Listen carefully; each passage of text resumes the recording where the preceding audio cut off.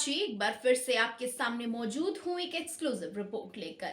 बिहार चुनाव 2025 में एनडीए और महागठबंधन के बीच कड़ा मुकाबला देखने को मिलने वाला है।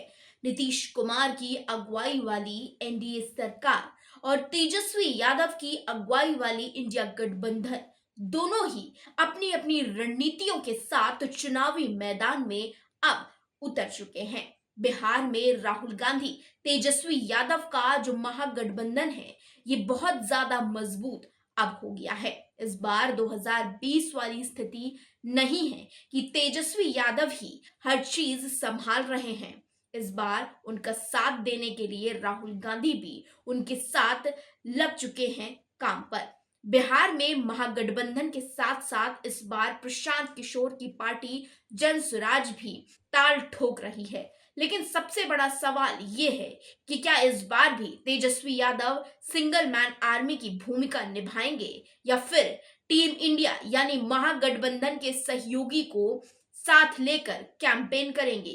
क्या राहुल गांधी प्रियंका गांधी के साथ साथ शत्रुघ्न सिन्हा जैसे बड़े चेहरे चुनाव प्रचार में नजर आएंगे?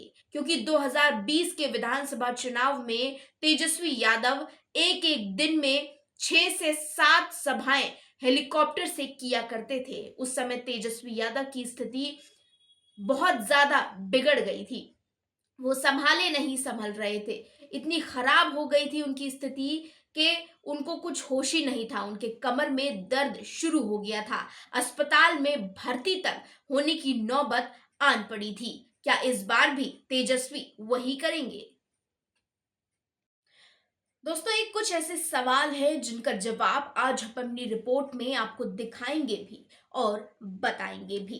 राजनीतिक विश्लेषकों का मानना है कि इस बार के चुनाव में महागठबंधन अपनी पूरी ताकत के साथ मैदान में उतरे तो हैरानी नहीं होगी, क्योंकि इस बार एनडीए एक तरफ और पूरा विपक्ष एक तरफ तेजस्वी के साथ नजर आ सकता है। 2020 के विधानसभा चुनाव में तेजस्वी यादव ने रोजगार को अपना प्रमुख हथियार बनाया था। 2020 में उनके पिता लालू प्रसाद यादव जेल में थे और महागठबंधन के सहयोगी दलों का चुनाव प्रचार में बहुत कम योगदान था। तेजस्वी यादव की मेहनत रंग लाई और आरजेडी सबसे बड़ी पार्टी बनकर उभरी। हालांकि बहुमत से वो कुछ सीटों से पीछे रह गए। तेजस्वी के प्रचार का ये तरीका सफल रहा था, लेकिन इस बार राजनीतिक परिस्थितियां बिल्कुल अलग है, बिल्कुल विपरीत है। लालू यादव जमानत से बाहर भी आ गए और उनकी सक्रियता बढ़ी हुई है। वहीं महागठबंधन में कांग्रेस, वामपंथी दल और अन्य छोटे दल भी शामिल हैं, जो अपनी पूरी ताकत के साथ चुनाव लड़ना चाहेंगे।